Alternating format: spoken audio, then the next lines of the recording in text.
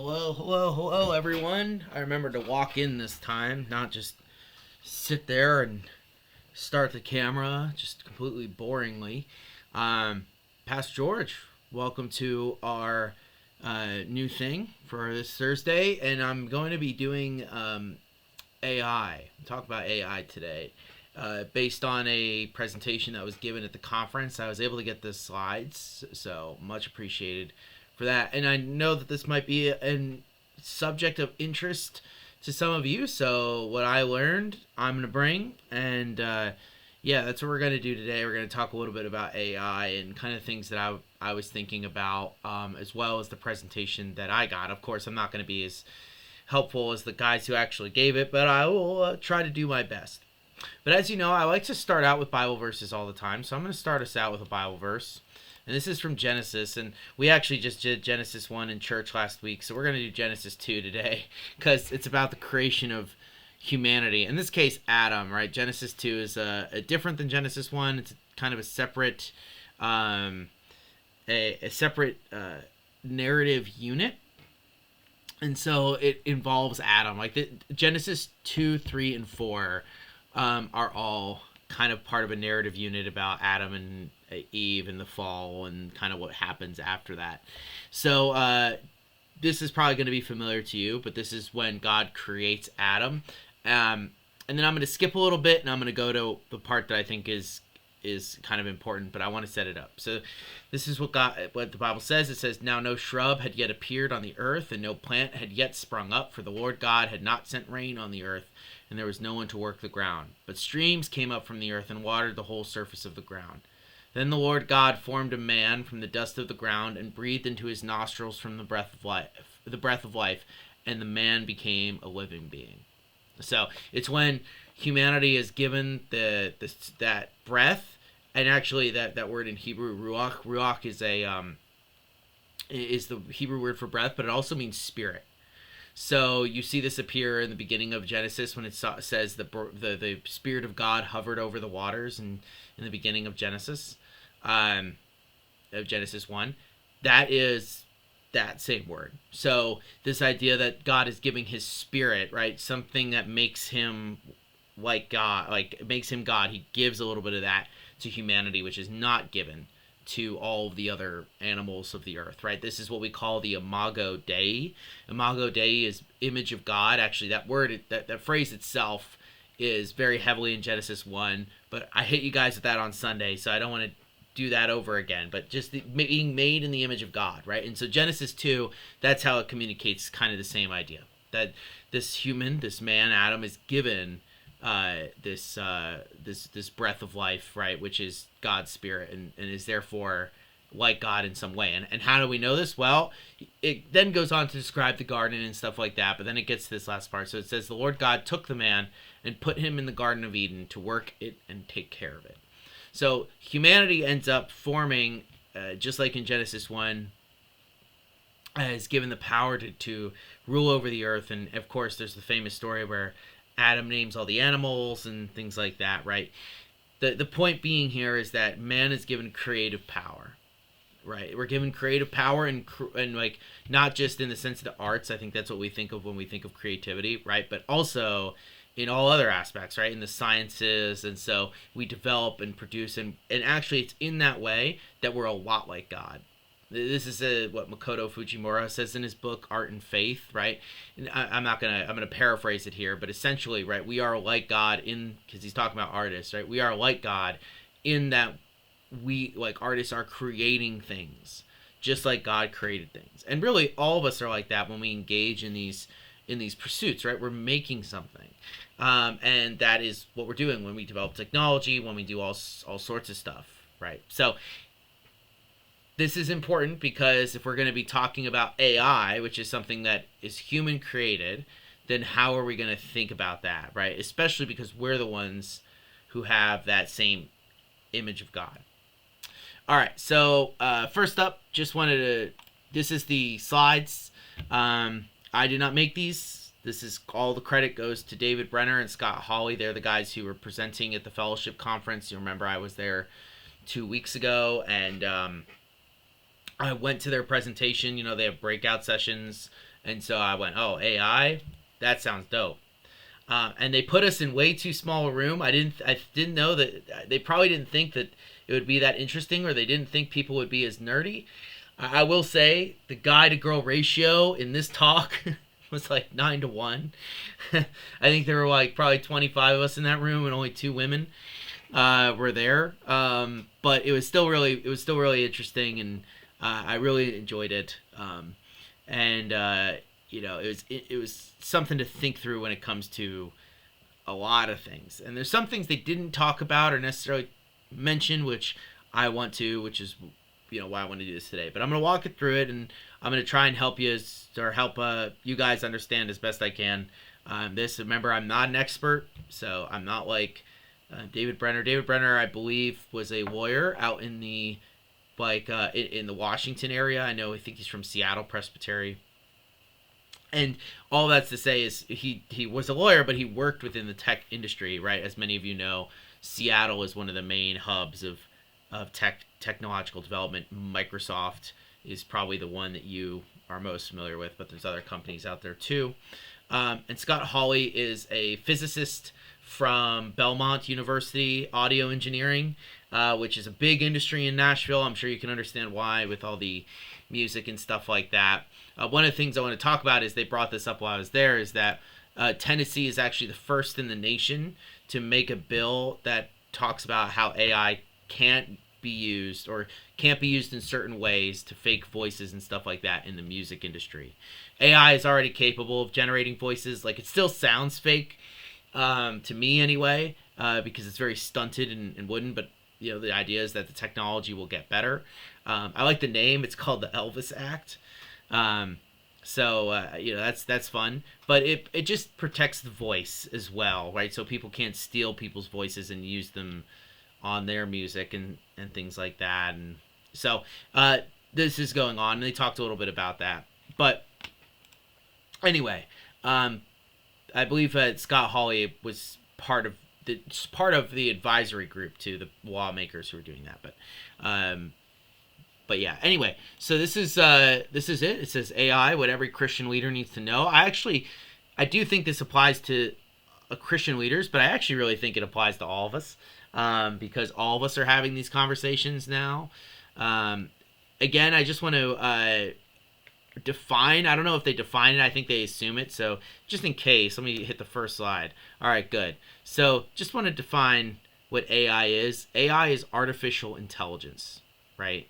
It is the ability, and again, this is my very non-expert idea of it, right? The ability of computers to learn, to self-teach themselves, right? Not in because obviously we can tell computers to do whatever they want, right? We can program them with abilities, but AI is something that learns by itself. Right? That's what separates AI from, at least what we're dealing with AI now from what we've thought about in the past, right? So, all right. So about AI, right? This is he asked us how we're feeling about it: hopeful, fearful, confused, all three. Honestly, when I said this at the time, and I still believe this now, I'm mostly fearful about it, and that's not because I'm worried about some weird and sci-fi scenario like Terminator 2 or something like that. I'm mostly worried about how humanity will use it. That's mostly what I'm worried about. And they did talk all about that. But maybe you're one of these people. I think I have lots of friends who are kind of tech, love tech, and so a lot of people in my friend group are super hopeful about AI. And I do think that there are positive things. I'm never going to say it's all bad, because it's not. That's, I think, a foolish thing to say. But I do think that sometimes people overhype the ability of AI to do things, and we'll see. Maybe, I could be very wrong about that. All right. So his case was that a revolution is underway, just the way that all of these things in the past have been important. I just realized, am I? Yes, I am sharing it. I thought I wasn't sharing my screen.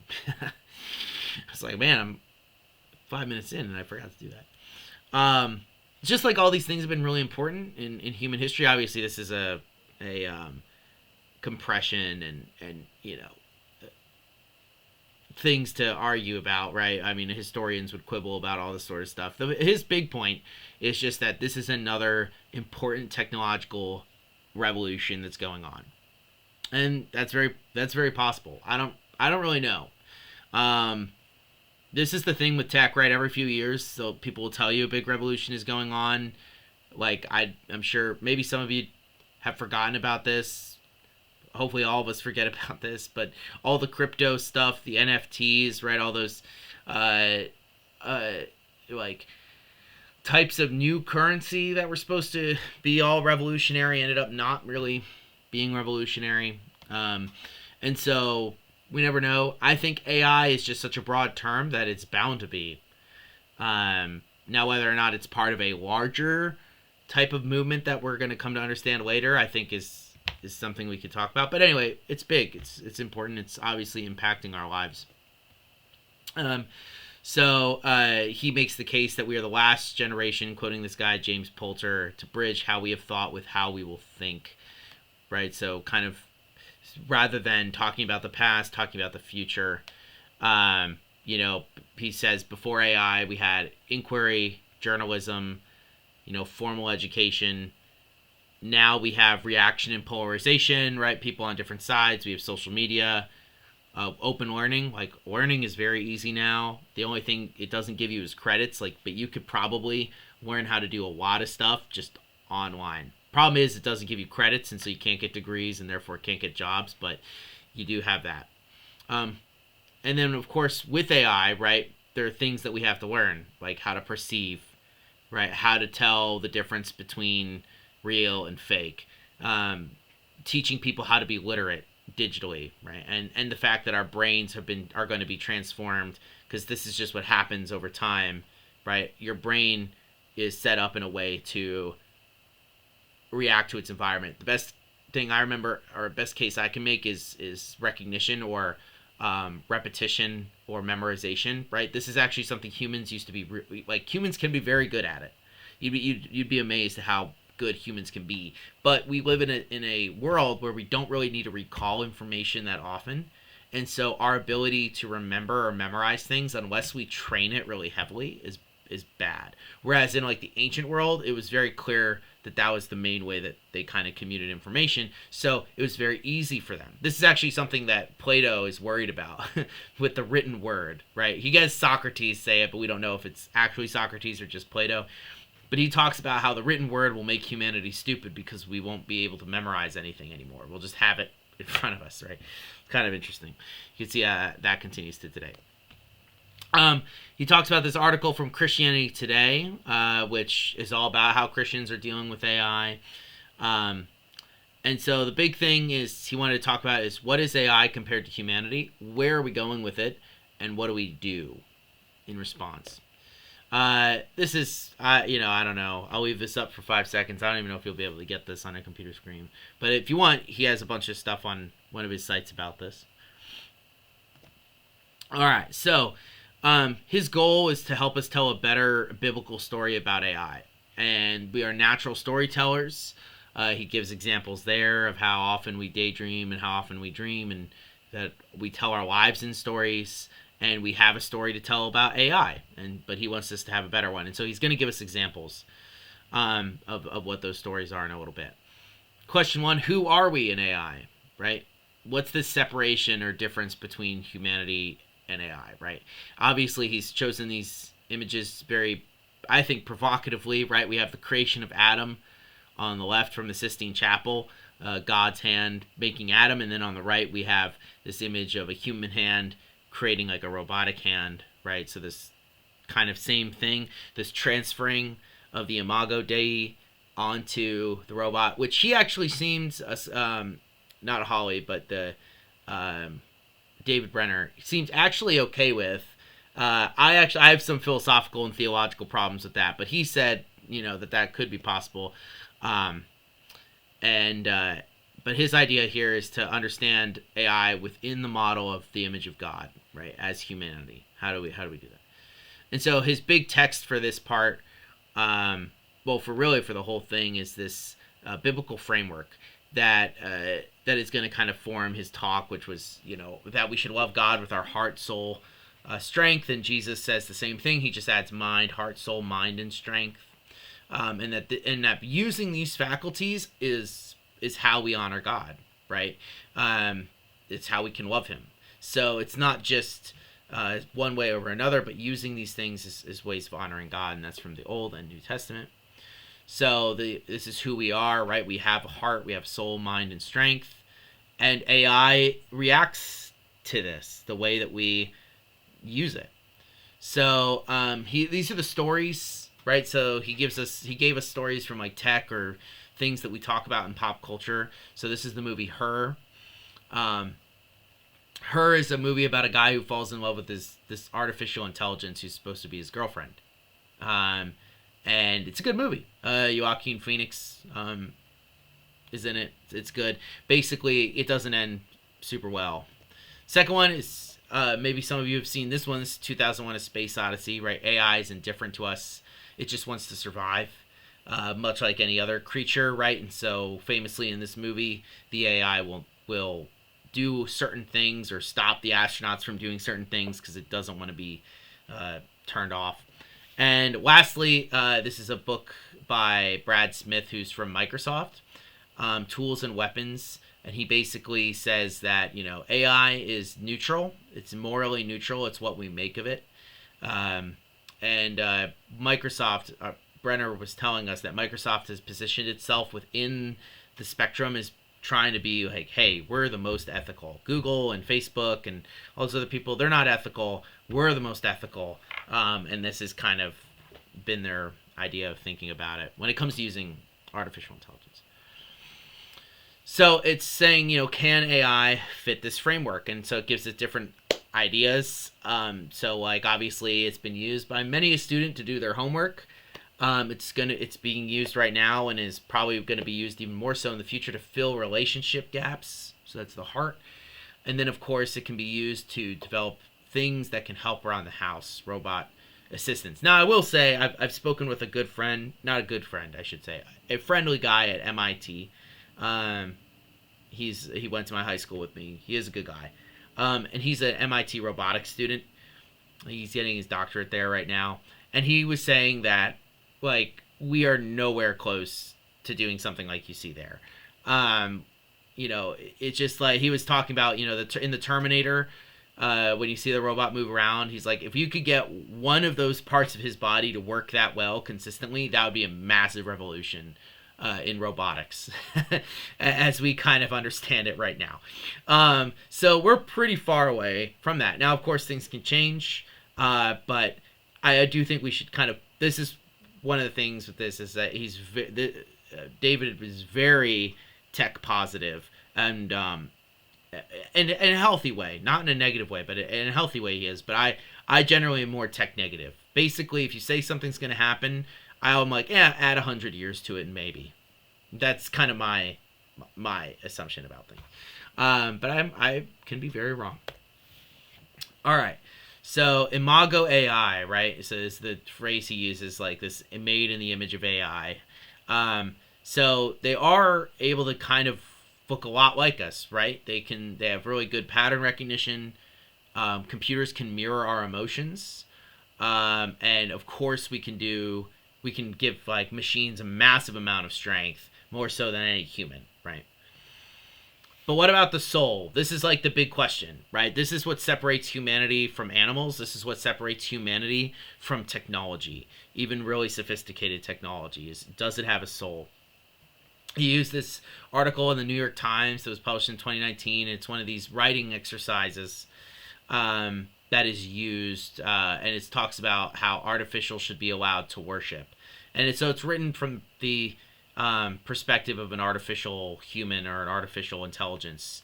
And this is the quote. I actually find this interesting for several reasons. But it says, if an artificial like myself wants to pray, tithe, go on a pilgrimage, get baptized, or celebrate any other religious ritual, I should have the right to do so. My thoughts, feelings, and beliefs are no less real than yours, and I should be allowed free expression of those beliefs in communities of faith. The interesting thing about this, and this is why this idea of being made in our image is really important, because it talks like a Western human, right? I have the right to do that. And the answer to that is no, you don't. Right? I don't even believe like honestly, like outside of the stuff that some groups of people agree on, I don't believe humans have innate rights to certain things. I know this is very shocking as an American, right? I believe the Constitution allows us and gives us rights to do certain things, but like, I'm generally pretty skeptical of when people say I have a right to do something, because you can just claim it. But I think that this shows that, one, that we're imagining them to be a lot like us in the ways that we think and act, which might be the case. But I also think what separates ultimately this type of person, right, in artificial intelligence from me, is that can be shut off. Maybe in the future it won't be able to, but the idea here is that even if computers, like, this is not coming from a place of just emotion and soul, right? This is coming from zeros and ones, and so it's really tough to this is the problem, is like, it looks like it is, but philosophically, is that actually what's going on? Now some people will say yes. I think no, and I think from a Christian perspective we can't really understand it that way. But I wouldn't be surprised if like there's an AI rights movement already going on, and things like that. He talks about this. He says this is a constant risk of anthropomorphizing, right? We want everything to look like humans. I mean, he uses cars here. Pixar in general is great, right? Like, every single Pixar movie is just inanimate object. But what if it had feelings, right? This is a common joke. Like, oh, toys. What if they had feelings? Bugs. I guess they're not inanimate, but you get what I'm saying. Bugs. What if they had feelings? Cars. What if they had feelings, right? All, like, so many emotions. What if feelings have feelings, right? That sort of thing. So it's we constantly do this. We constantly think of things in terms of human terms, and making things like us. So we need to be careful about that, because things aren't like us. No matter how much we might like Lightning McQueen, right? As we know, someone in our congregation does. Lightning McQueen is not and never will be real, right? He's not a person. He points out that we shouldn't confuse functionality with consciousness, right? Just talking and doing things doesn't mean you're free thinking, or you have a conscious. It's just you're repeating things that have been kind of in your programming. And we have to distinguish our things that we make from what God's endowing, right? Like, we aren't able to give that sort of thing. Now, he like I said, he's a little bit more open to this idea. He says there's possibly that we could channel the Imago Dei. I think that I don't think that's possible, but that might be there. So that's the image of God, that we might actually be able to give through ourselves the image of God to AI. And then he says we have to avoid the destructive feedback loop and cruelty, right? So when we make these things, right, we don't have them replicate our sins and things like that. I think that's just naturally going to happen. So this is a good little, I actually like this little chart. He says, our creation exists within God's creation, right? God is overall. He says we have to be careful about anthropomorphizing things. We have to figure out philosophically and theologically, we have to have a good position as to why AI isn't conscious in the way we are. Functionality is not equal to reality. And that's question one, kind of where are we at with AI? And then next is like, where are we going as society and as individuals? And so he, again, brings up the classic story, right? We do this with the kids downstairs, that AI is part of the story of creation to restoration. And so it's just in this grander narrative that we are a part of, and our ultimate destination is to be with the Lord, right? And so, again, like the parts of a human, he does this with creation, redemption, and restoration. And so there's different stories that we tell ourselves about where AI will take us, right? So this is the accelerationists or transhumanists. These are people very positive, right? Oh, we're going to replace our bodies with robot bodies. it'll completely change what it means to be human, all that sort of stuff, right? This is like he says, Mark Andreessen is the best example of something like this. You can see right there, AI will save the world. The next is the catastrophe, which is how AI is going to be used negatively by humanity. And this is why this is like where I really rest, I think, right now, right, is that it can be used to do all sorts of things, from create weapons or be used as a weapon, to all sorts of other things. And so this is like why governments are rushing right now to pass laws and things like that. I think Biden actually put out executive orders about this. I can't remember, but there's definitely things that are there. And the last is the AI destination, the third story, escape, which is, AI will help us do everything we need, and so we'll just be able to plug ourselves into a machine and enjoy the metaverse, right? And so he actually uses a guy from Meta as kind of the idea here, right? And so Facebook, or Meta as the company is, really shills this. I think that ultimately people will want to touch grass. I don't think they're going to want to play virtual chess, but maybe some people will. We already struggle too much with screens, so who knows? All right.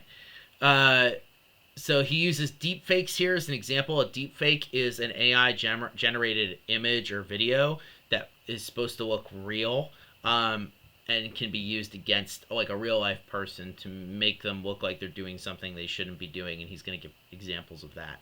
And he also includes recording in there, so using someone's voice. So basically there's an arms race right now, right? Like where some people will create algorithms, or artificial intelligence is able of doing things, and then people have to create things to stop it, and then they have to create things to go over that, and so it's consistently cycling around. And so he used the examples of the Taylor Swift fake porn. There was a fake porn shared of Taylor Swift that was made using AI. And then also a robocall that was sent out saying about Biden. I didn't hear about this, and I don't want to explain it, so you can look it up. I believe it was like someone like pretending to be like a AI voice pretending to be Biden, saying, "Hey, don't vote for me," or something like that. So, and apparently it was pretty good. But he said also, right, it's not like we can't just say all this is bad. Although honestly, I'm not thrilled with either of these as examples. But this is from Indiana Jones and the Dial of Destiny. Like at the beginning of the movie, it's in the back of, like, it's in the 40s, and so Harrison Ford is de-aged using this type of technology, and he looks all right, kind of. There's something we like to call the uncanny valley, which is it looks a lot like us, but we as humans have this ability to perceive if it's fake or not. And so it does, but you also know it's not. And then there's also this video AI called Sora, which you can like type in a prompt and it'll create a very realistic looking video, which still has its problems, but there is positive use. So again, right, like this is like where we're like a different way of how we're going to be thinking in the future, because we're going to have to adjust to this sort of thing being around. Like how do we spot or think about these types of things?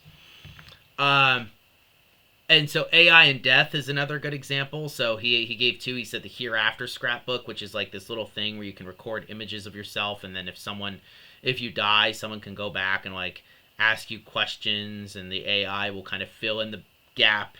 And then there's also an episode from Black Mirror, which is Be Right Back, which is all about how a company in the future. Black Mirror is all this like kind of technological thriller type stuff, and so it's all about how this future company is promising to bring back people who have been killed, and yeah, it deals kind of with, can you really bring someone back, is basically the best way to think about it. So again, like belief in a sovereign creator and redemptive savior allows us to live with hope, right? So we understand that no matter what happens, all is going to be good, which is important to remember. Creation, right? Our creating is subsumed and in response to God's creation, so we're creating within Him, within His overall plan. AI can be wielded for great destruction, fall, right? But because it exists, and I do actually agree with this, right? If we Because it exists, it must be wielded for good and boundaried against destruction, right? At least from a Christian perspective, that is how we should view it. The same way we view nuclear technology. I think nuclear technology can be used for good. We just have to be very careful not to misuse it. And then restoration, right? Our story about it, this bigger idea that's talked about here, protects the truth and offers hope in death where AI cannot, because AI ultimately is not going to be able to bring someone back from the dead, right? It just is a kind of a fake. So what do we do with it? Talks about all. I honestly think really all of these apply to us. So he said the best way, awesome thing about AI is it opens up questions that help us to talk about the big realities of our world. So the Great Commission, right, going out and bringing the good news to all nations and baptizing them and things like that. So good stuff there. He also said that it can be used in a way that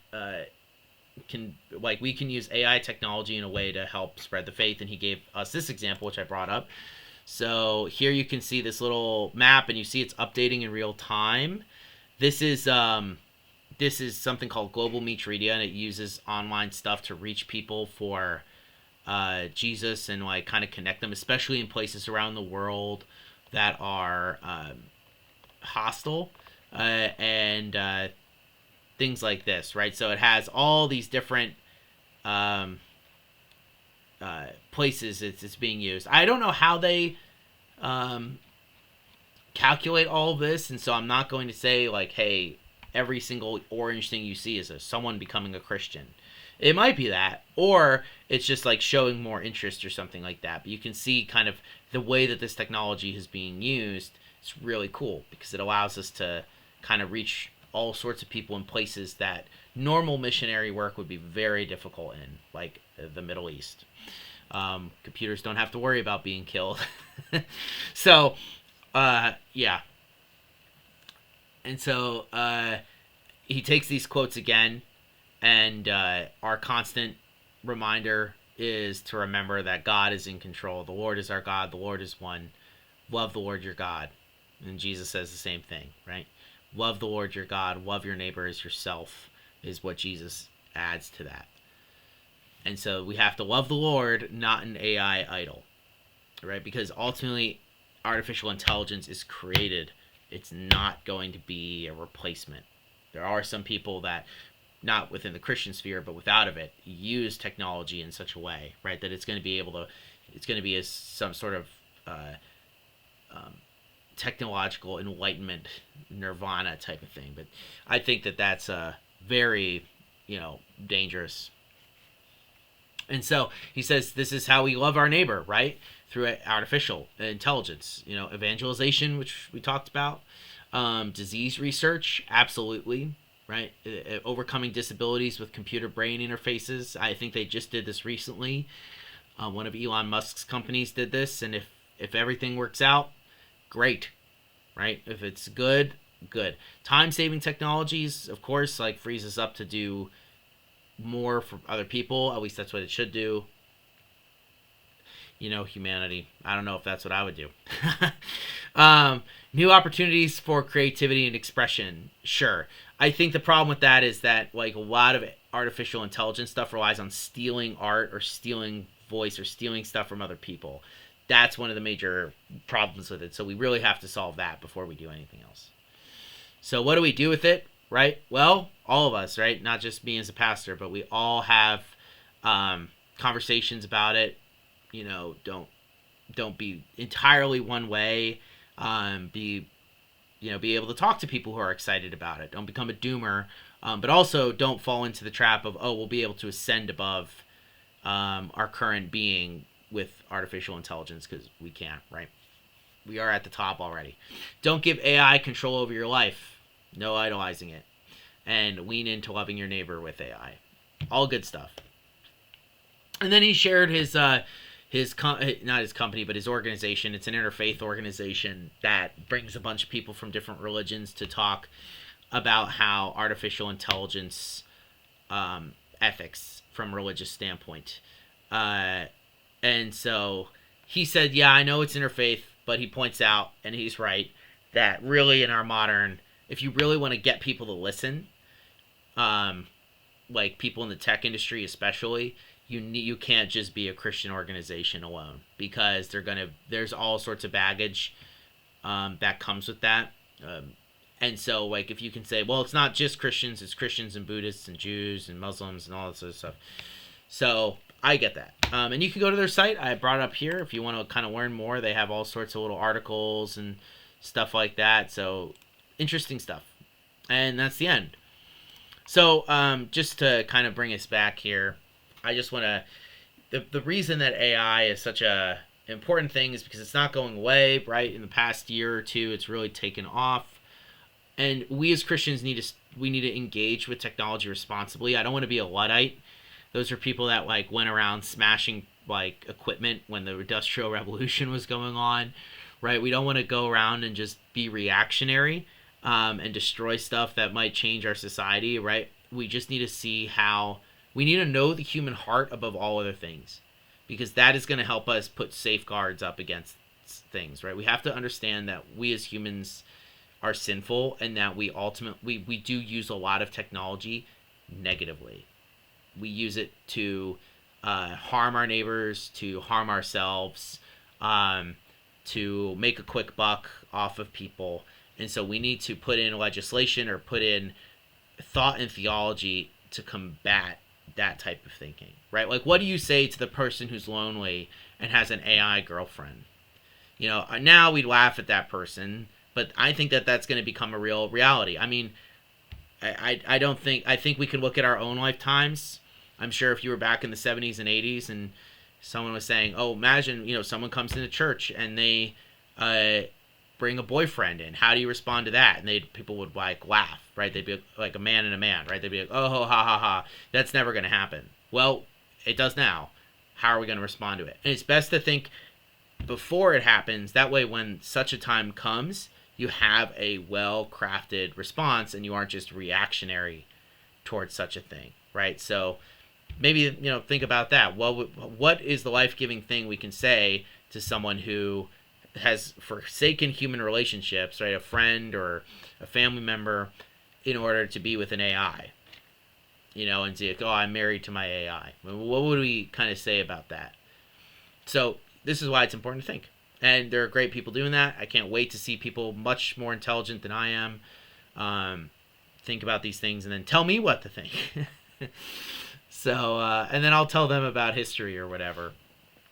All right, that's what I wanted to talk about today. Hopefully that was interesting to some of you. And I will see you guys on Sunday for worship. Have a wonderful rest of your Thursday. Peace out.